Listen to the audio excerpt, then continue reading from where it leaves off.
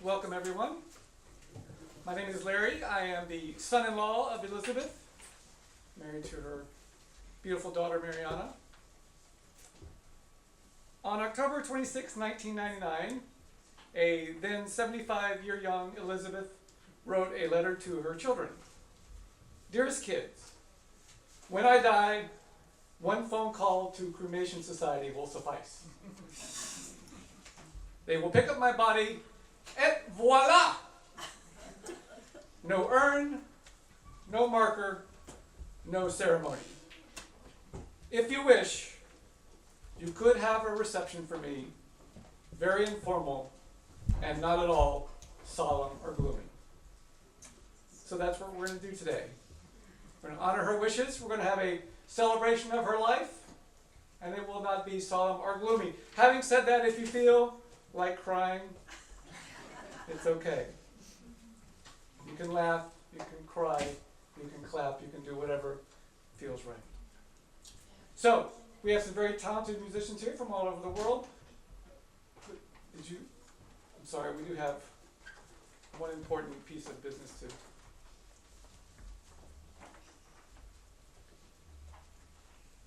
This is Mariana. She has a very important announcement. There are 4 main exits in the listening area.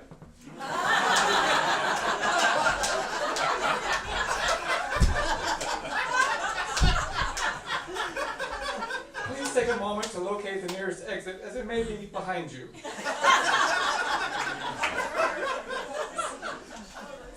In the event of an evacuation, your metal folding chair can be used to help you fight your way out.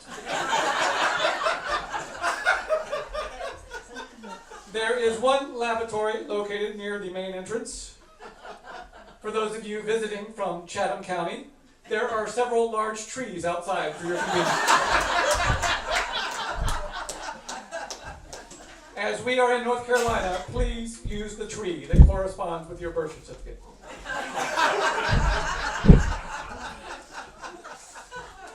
Please place all cell phones and personal electronic devices on vibrate.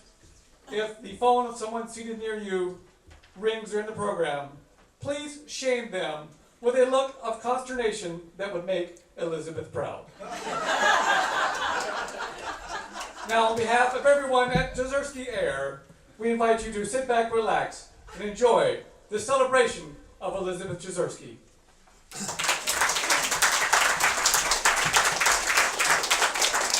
Xavier, the floor is yours.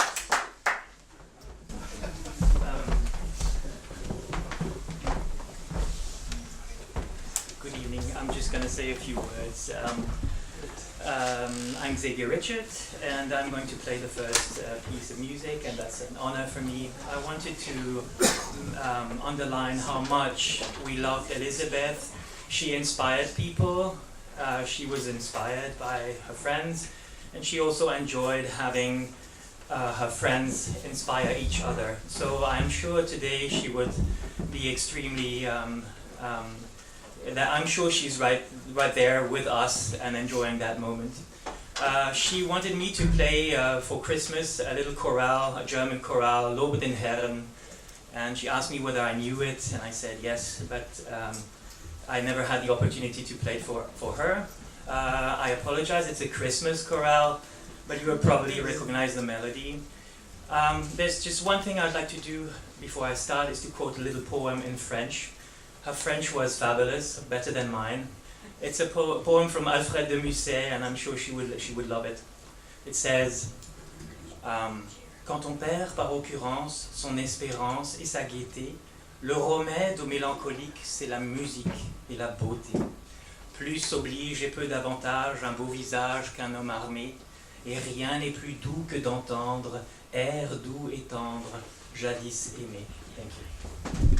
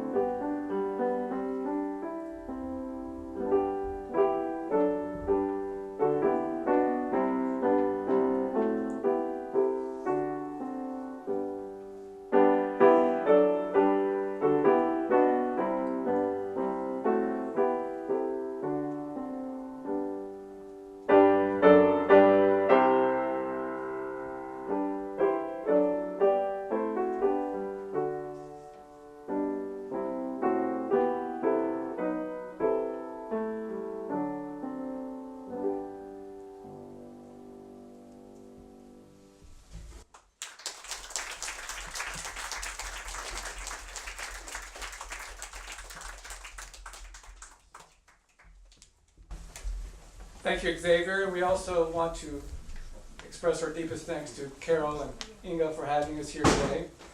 I'd like to introduce another special guest. Here, Philip, would you make your way up? This is another one of Elisabeth's wonderful children who's going to say a few words. Please welcome Philip Jezierski.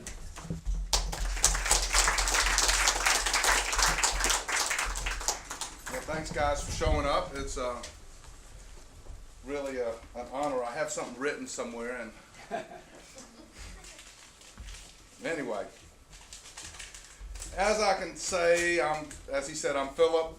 I'm the younger son, and but listening to me, knowing my mom, you wouldn't know that I was her kid the way I talk. I sound a little different than she did. Mom would be glad to see you here, but probably wouldn't be so glad about the reason. So her life was interesting. She always had something to do or go to or stand for. There was never enough time to do what she needed to do. She lived a long and happy life, keeping her mind clear until the very end. Life was never as she wanted, but many things made her happy. Family, friends, the strangers that she didn't know yet to be her friends, music, dancing, and her many causes and political or whatever else that might have been at the time, from registering people to vote to standing out on the side of the street with a sign protesting the war. That was my mom, and taking me to see Martin Luther King as a child, just the marching in civil rights. I mean, it's just unending. And signing petitions. Oh my. Every one of you that was on her website was sent something to sign. Oh yeah, thanks for that one. She never quit learning.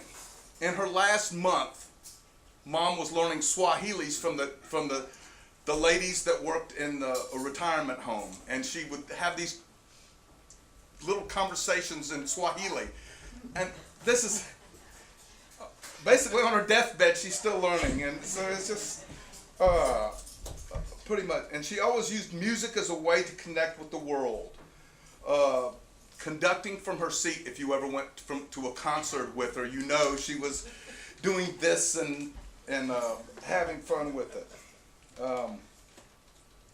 And then she would watch the Berlin Philharmonic on TV because she had a closed set, and she would always tell you who she knew in the group. Oh, that's so and so, and I don't know if anyone has ever sat there.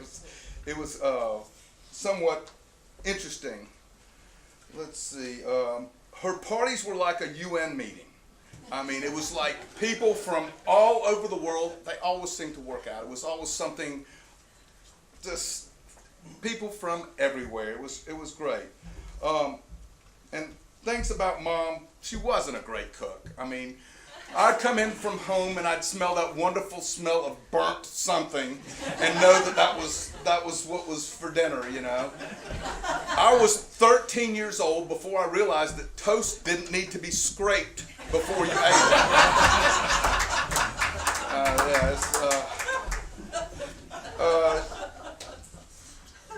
She was very generous with her time and with her things. She did something really nice for me, which was she put her house up for collateral so that I could build mine. I mean, that's one, having a lot of faith in your kid, and also being just willing to give everything that she had for that. And she would she'd pick up little Cassidy from school and like kind of sacrificed her life to do things for others. And she, take Cassidy to school and the museum and karate lessons and violin lessons and all these things that she could possibly do to make it done. And she was a big force in my life. And she had a hard time letting go of things, all the possessions, that paperwork, and every single school lesson that she ever had being a teacher we still have all that stuff we're dealing with. So if anybody's trying to teach a class in German, Russian, French, or Spanish, I would imagine that we would have something for you to, what do you call that? A plan, a class plan. Yeah, that would be it. My first memory of my mom was bouncing on her knee in a swimming pool. She would take us and say silly things, some Austrian saying that I can't quite remember the words to.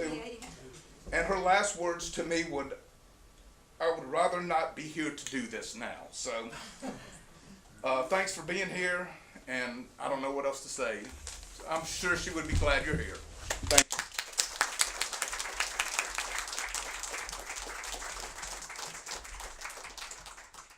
We invite Stefan Jezierski, her other son, and Dell Williams come on up.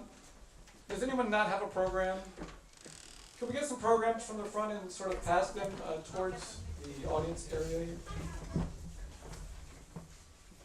And if you're out on the patio and you need a program, just tap on the glass. Lightly, don't scare the people inside.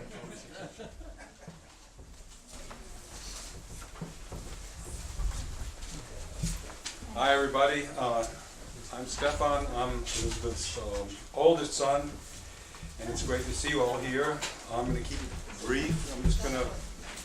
I'm sure she should be thrilled to attend such a party, but she's here in spirit with us. So anyway, Dell is going to play the William Byrd Sellenger's round.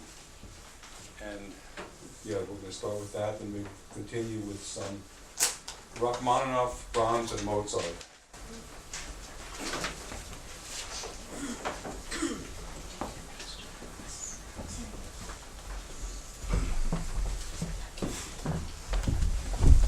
So you will notice there are scattered around the room some little handouts. This is a song from the, I think, 1915 edition of the Zupfgeigenhansel, which is a folk song collection of which Elisabeth was very fond. I actually came to know about it through Elisabeth. I was playing one evening here in this room the Byrd Sellenger's Round, which is a piece from the Fitzwilliam Virginal book by the English composer William Byrd, from roughly 1600. And I couldn't help but notice Elisabeth was sitting roughly where you are, right there in the front row, and she sat up very straight, and her eyes began to sparkle, and she started singing. And this is what she was singing. Wie schön blüht uns der Maien, der Sommer fährt dahin. Bei ihr, ja wär mir wohl, wann ich nur an sie denke, mein Herz ist freudenvoll. So, this was a song she knew very, very well, and it just happens to be the same tune as this Byrd piece, which I chose completely at random, and it made her very happy, so I always remember her when I play this piece.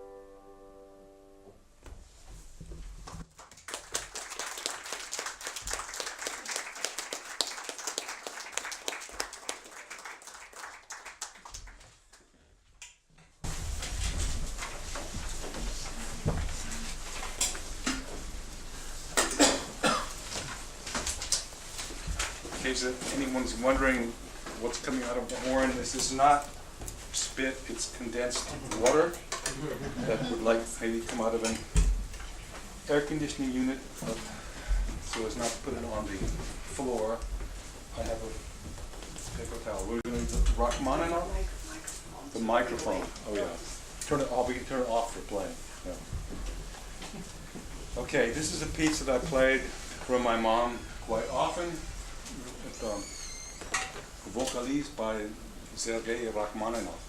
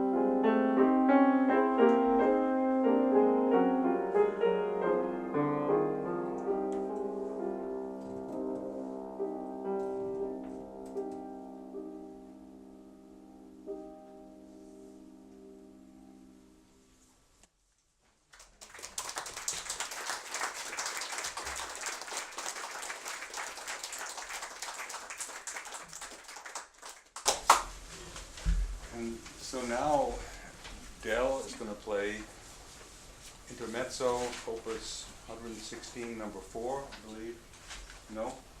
Oh, yes. Yes, okay. I want to make sure I got the right piece by Johannes Brahms, a name one will have to take note of here in Durham.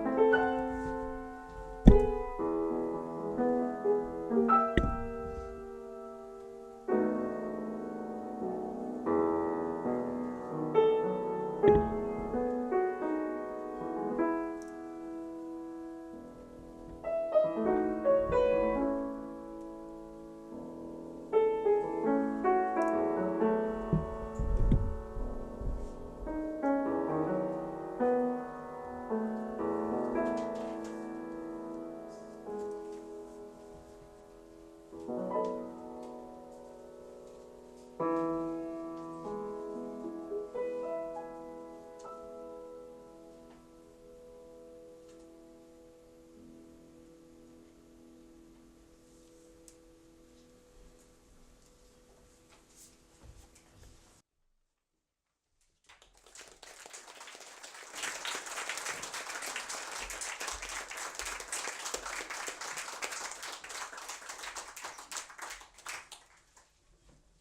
you, Dell. Thank you, Stefan.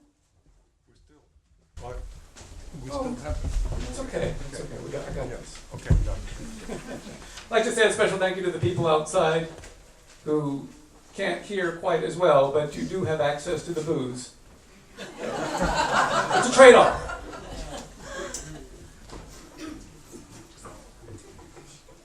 If I were to ask you to sum up Elisabeth in one word, and I am asking you, what word would you choose? Anyone? I won't try to pronounce that again, but it sounded like another language. What is the translation in English? Joy of life. Joy of life. Joy of life. Anyone else? Unforgettable. Unforgettable. Very good. Anyone else? Classic. Classic. That's a great one. Enthusiastic. Enthusiastic. Generous. Generous. Intense. Intense. Yes, intense. I think I heard someone say bossy. Not sure who could that have been. Loving. Kind. Loving. A friend. A friend. That's wonderful. Fulsome. What? Fulsome. Fulsome. Okay.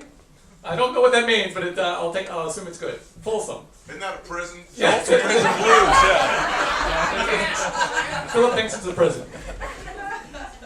Folsom. Okay. Folsom Prison, yeah. Johnny Cash. Of course, it would be hard to sum up Elisabeth in one word. It would take a book, maybe volumes. Or a movie. Or a movie, yes. Oh, yeah. Lieutenant Tamar is working on that. Or Lieutenant and friend Tamar. Friend. Yes, her friend. Elisabeth loved language. She loved words. She was a stickler for the correct pronunciation of words, for the correct use of words, for proper grammar. And having gone to school in Alamance County, I'm the least qualified to speak here today.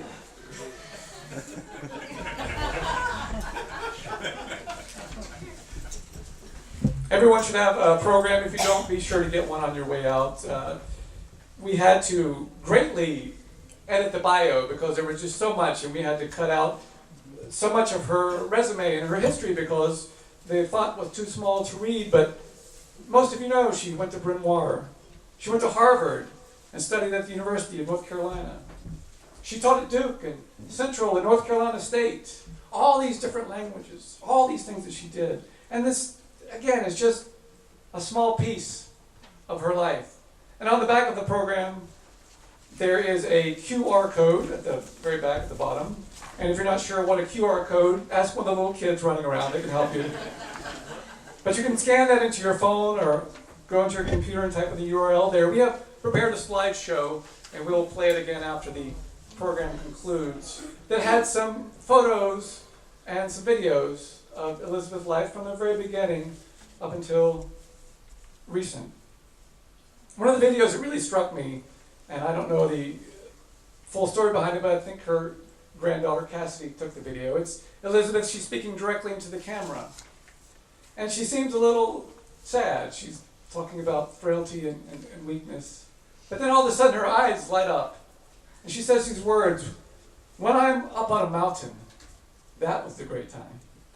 When you have gone on for many hours and climbed, and you get to the top of the mountain, and you breathe that air, and you look around, that is when one feels strong and wonderful." We have people here from Finland, from Poland, Germany, people from all different backgrounds and all different walks of life and all different religions and beliefs. But I think we can all agree on one thing. If there are mountains where Elisabeth is, she's climbing that mountain. As Philip said Elisabeth was an active contributor to causes that she believed in, whether it was fracking or just getting out to vote. When it was time to vote, she would encourage you to go vote. Some would say badger. I will say encourage. But the key is active. She was active. She didn't just pay lip service to the causes that she believed in. She gave her time and her money, and she encouraged others to do so. It would be a great honor for her legacy to keep that alive and to remember how much these causes meant to her. Of the passions that she had, whether it was yoga or Tai Chi or music or learning, I'd say the strongest of all her passions was family and friends. She felt strongly that people should get together. She loves Skype and she could get on the internet. She's incredibly technologically savvy. But she was really placed a great importance on getting together face to face with family. She would be very honored by your presence here. And I think that she would finally understand what her legacy was. Her legacy isn't something written in a book or some bio on the internet. Her legacy is each of you who came here today to honor her and to show your love for her. And her legacy will live on in your hearts and mind. I'm going to invite Barbara Lange up. Barbara's going to read one of Elisabeth's favorite poems. But before she does, I want everybody, I know we can't all do this, but let's all hold hands with the person next to you. And I just want to, Barbara, come over here. Let's just take a second to enjoy this moment, to feel the love in this room. You can bow your head and close your eyes, or you can look around, it doesn't matter. But just enjoy this moment and say a thank you for having Elisabeth here in our lives.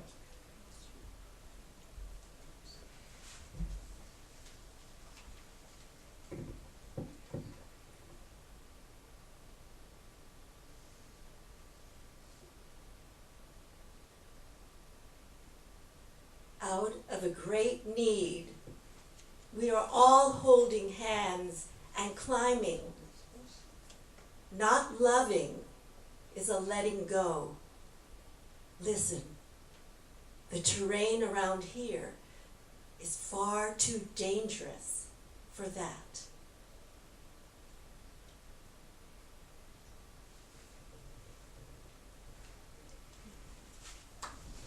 Thank you, Barbara.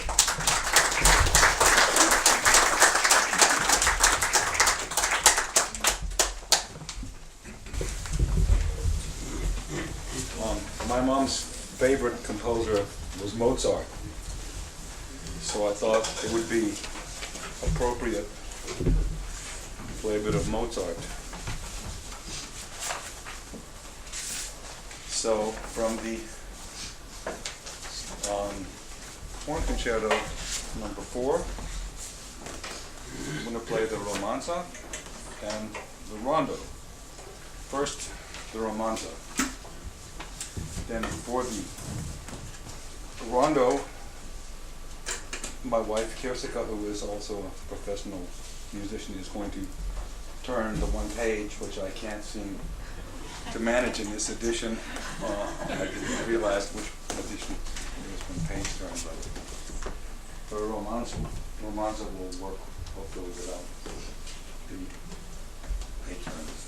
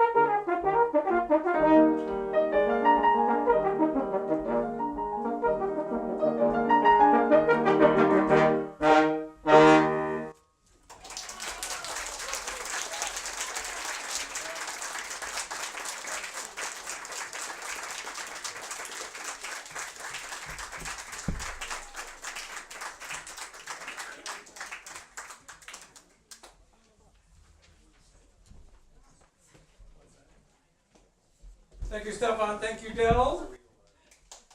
Yes, yes.